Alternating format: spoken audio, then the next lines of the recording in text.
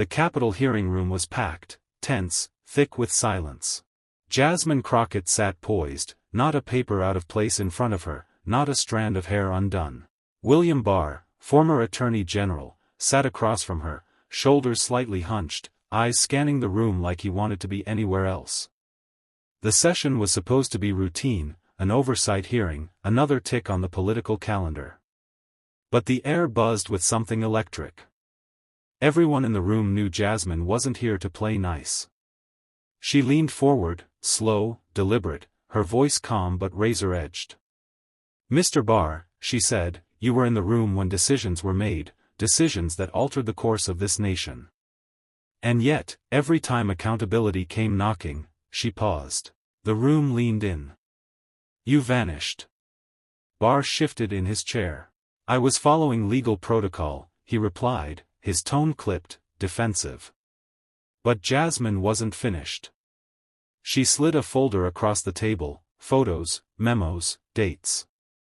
"You were silent when people cried out for justice. You were absent when the truth begged for a voice. I'm only going to ask this once." She leaned back and let the words hang like smoke in the room. "Where were you?" No shouting. No theatrics. Just that question, sharp, surgical, devastating. For a moment, William Barr said nothing. He looked at the folder, then at her. And something shifted in the room. Not in him, in them. The audience. The aides. Even the chairman. They weren't watching a hearing anymore. They were witnessing a reckoning. And Jasmine? She didn't blink. Barr's silence didn't go unnoticed. Cameras caught his hesitation, and within minutes, the clip had already begun circulating online. But inside the room, Jasmine Crockett wasn't looking for sound bites, she was building a case, one word, one date at a time. She tapped her pen against a timeline projected behind her. "Let's walk through this together," she said coolly. On June 1, 2020, peaceful protesters were tear-gassed in Lafayette Square. The very next day, you defended the action. On June 3, you met with White House counsel. And on June 5, you disappeared. Barr opened his mouth, but Jasmine held up her hand. "Respectfully, I'm not done." Her eyes burned through the distance between them. People bled in those streets. And instead of standing with the Constitution, you stood with convenience. Barr leaned toward the mic. "I had no direct role. But you had influence," she snapped. "And you had a choice." The room froze again. One law student in the back dropped his pen. Journalists stopped typing. Because for the first time, someone wasn't just reading from prepared statements, they were confronting the rot. "You like to say you serve the office, not the man," Jasmine continued. "But that office was twisted into a shield for power. And you? You held the hammer." Barr exhaled slowly, face flushed, but still, no real defense. Jasmine didn't gloat. She simply clicked to the next slide. Another date. Another moment of silence from Barr's past. The reckoning wasn't over. It was just beginning. Jasmine pulled out a printed email, slid it across the table without breaking eye contact. "You might not recall this one," she said, "but it's dated July 14, 2020. Subject line, stand down on Georgia brief. Ring any bells, Mr. Barr?" Barr blinked. His hands tensed slightly, fingers curling on the desk. "I don't recall that exact correspondence." Jasmine raised an eyebrow. "Convenient." Then she read aloud from the page, "We don't need to inflame this further. Let DOJ appear neutral." She paused. "You knew the state's actions were questionable. But instead of confronting voter suppression, you suppressed your own conscience." Barr tried to lean into legalese. "That email was part of internal deliberations." "I can't speak." "I'm not asking about protocol," she cut in. "I'm asking about principles." The gallery stirred again. The press whispered. Jasmine's voice didn't rise, it didn't need to. The authority came from the facts in her hands, and the clarity in her tone. "You watched the machinery of democracy buckle under weight you could have lifted. But instead, you advised silence. Barr fidgeted. Those were complex times. So is justice, she said. Another folder slid forward. This one marked, withheld testimonies. Barr glanced at it and then quickly away. Jasmine didn't smile. She simply adjusted her mic. I don't want political theater, Mr. Barr. I want the truth. And so does every American watching today. The words didn't echo, they settled. Heavy. Measured. And Barr, still, had no answer. The room felt smaller now, tighter. As if every breath had consequence. Jasmine Crockett shifted in her seat, eyes scanning the room not for approval, but for accountability. You told Congress in 2019, she began, pulling up a clip on the monitor behind her, I do not act on behalf of the president. The video played. A younger Barr speaking those very words. Then silence. Jasmine turned back. So tell us, when federal agents without identification stormed Portland streets, when legal observers were detained, when American citizens were snatched into unmarked vans, who were you acting for then? Barr adjusted his tie. We were addressing lawlessness. Jasmine's voice was a blade. Lawlessness? Or dissent? His lips parted, but she didn't wait. You didn't send agents to protect the ballot box in Georgia. You didn't intervene when voting machines were yanked in black neighborhoods. But protesters with signs? Suddenly that's where the muscle went. A soft murmur rippled through the gallery. Jasmine leaned forward, slow and deliberate. Your silence on voter suppression wasn't passive. It was strategy. Barr's jaw tightened, but he said nothing. You enforced laws like they were weapons, she continued. Selective, pointed, and always aimed down. The impact landed. Not with shouting. Not with drama. But with a stillness so loud, it drowned out every talking point he had prepared. And in homes across America, people weren't just watching a hearing anymore. They were watching history rewrite itself in real time, by a woman who refused to let the truth die in polite silence. Jasmine paused, scanning her notes before looking back up at Barr. Let's rewind to January 6, 2021, she said. You say you resigned before the insurrection. That you had nothing to do with it. But that's not the whole truth, is it? Barr shifted. I resigned on December 23, 2020. My involvement ended there. Jasmine leaned in. Your resignation letter praised Trump. You called his presidency historic. You left when the powder keg was already lit. And you handed him the match. There was an audible inhale from someone in the back row. Jasmine held up another document, Barr's internal DOJ memo from December 1. You told prosecutors they could investigate election fraud claims. That move broke with decades of precedent, and it fed the lie. Barr looked down. It was a measured step to ensure transparency. No, she snapped. It was gasoline. You validated chaos. And then you walked away before the fire reached the Capitol. Her voice dropped. You didn't stop the lie. You enabled it. Barr didn't respond. Jasmine continued. You had a window, narrow, but real. To speak. To lead.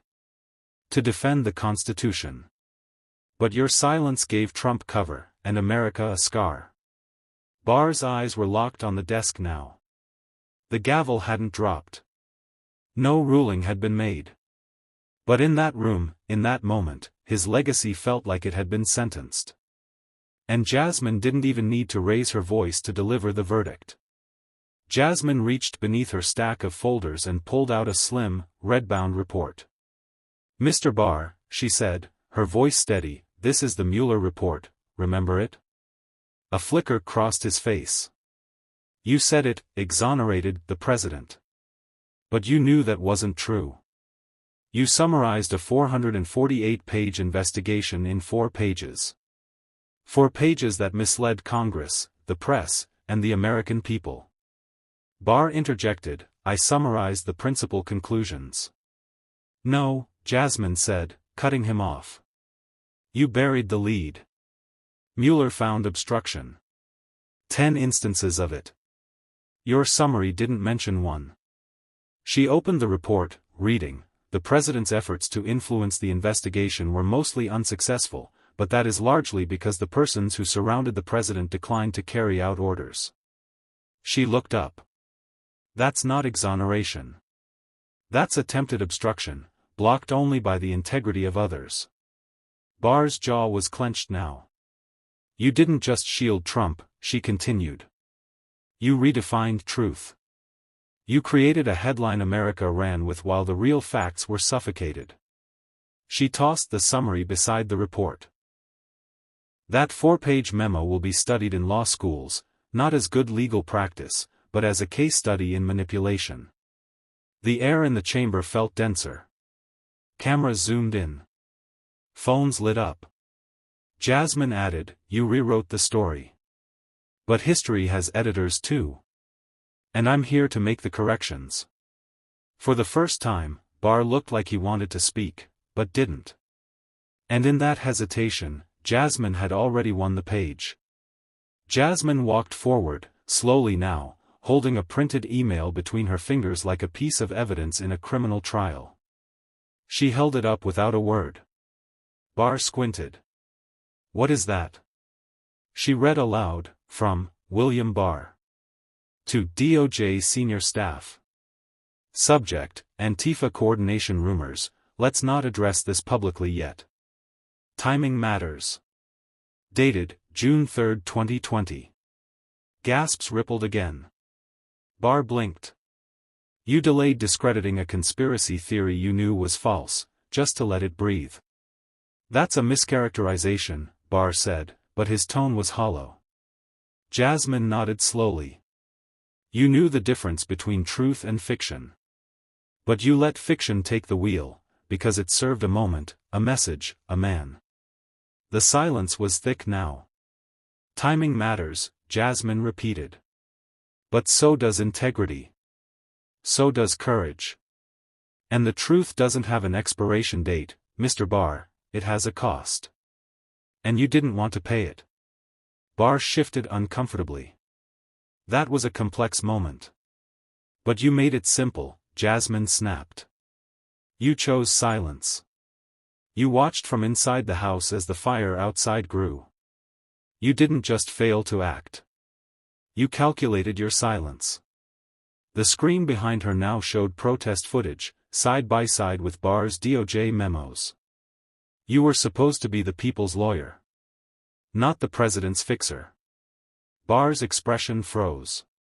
Jasmine stepped back, letting the weight of that sentence hang. And the room, once again, didn't need applause. The silence was enough to declare, she was in control of the narrative now. Jasmine turned to the gallery behind her. Let's talk about Lafayette Square. Barr's eyes narrowed. You stood in front of America, she said, and said law enforcement acted reasonably when protesters were cleared for a photo op.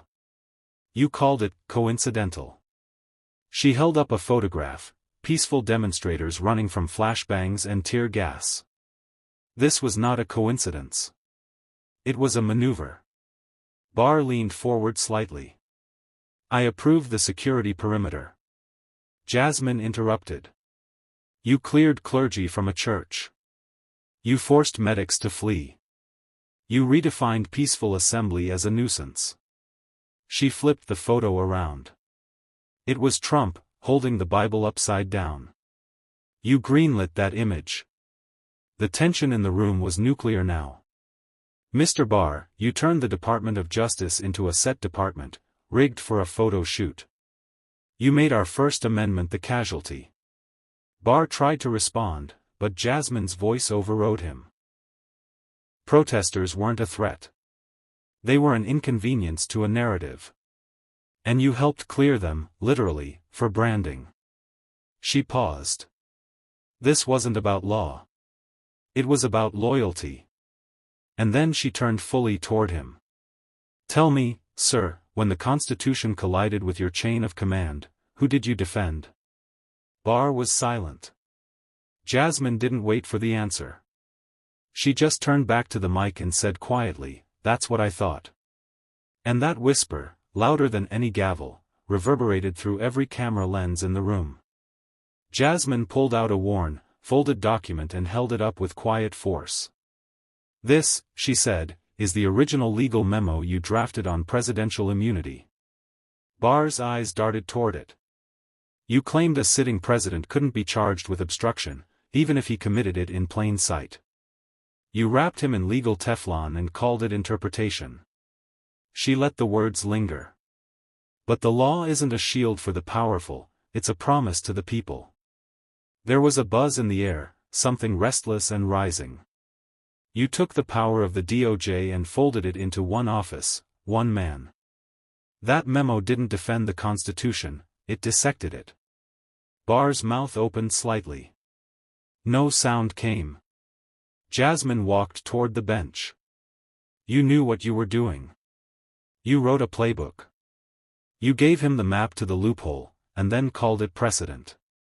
The screen lit up behind her, excerpts from the memo next to clips of Trump calling himself immune from prosecution. "You blurred the line between interpretation and invention. Between law and allegiance. Between duty and design." A low murmur spread through the crowd. "You didn't protect democracy," she said. "You instructed it how to fail, quietly, legally, officially."